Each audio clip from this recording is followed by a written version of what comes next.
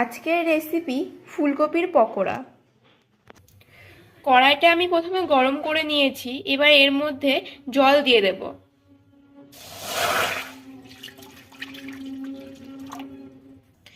এবার জলের মধ্যে অল্প পরিমাণে লবণ দিয়ে দেব। জলটা ফুটে গেলে তার মধ্যে ফুলকপিগুলো দিয়ে দেব। জলটা ফুটে গেছে, এর মধ্যে ফুলকপিগুলো এবার দিয়ে দেব।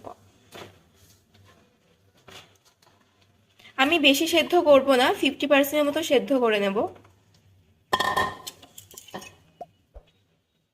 এবার আমি ঢেকে দেব। ঢাকনাটা খুলে এবার দেখব কতটা হলো। প্রায় সেদ্ধ হয়ে গেছে।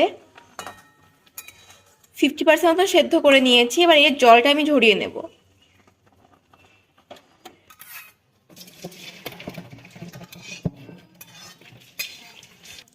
এবারে এর মধ্যে ঠান্ডা জল মিশিয়ে নেব। পকোড়ার জন্য এবার একটা ব্যাটার তৈরি করে নেব। ব্যাটারের জন্য প্রথমে দিয়ে দেব বেসন, ময়দা, অ্যারারুট আর দেব অল্প পরিমাণে খাবার সোডা। এরপর দেব আদা বাটা, রসুন বাটা, পেঁয়াজ বাটা। এবার দেব পরিমাণ মতো লবণ, হলুদ, ধনের গুঁড়ো আর দেব লঙ্কার গুঁড়ো। এবার দেব বিট লবণ, এতে টেস্টটা বাড়বে। এবার সব উপকরণগুলোকে ভালো করে মিশিয়ে জলটা ঢেলে দেব।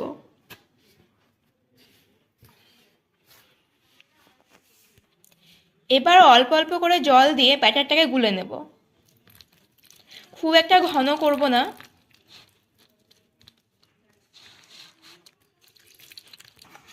ব্যাটারটা গোলানো হয়ে গেছে।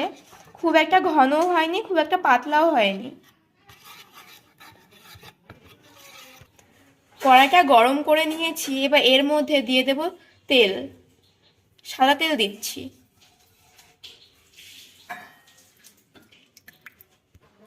তেলটা গরম করে নিয়েছি। এবার কফিগুলো ব্যাটারে জড়িয়ে এর মধ্যে দিয়ে দেব। এভাবে এক এক করে সব পকোড়াগুলো ছেড়ে দেব।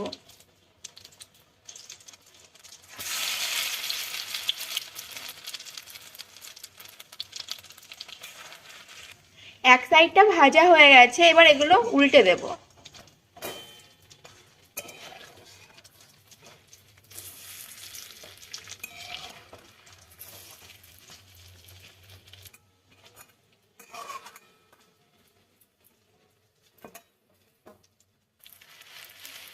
পকোড়াগুলো দেখুন কত সুন্দর হয়েছে। লাল করে এগুলো ভেজে নিয়েছি। এবার আমি তুলে নেব।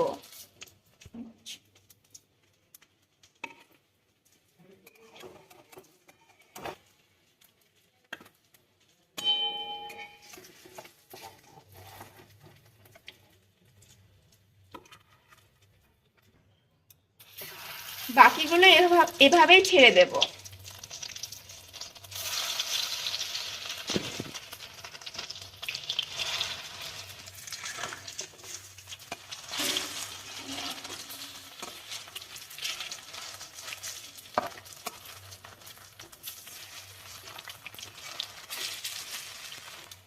ভাজা হয়ে গেছে। এবার পকোড়াগুলো তুলে নেব।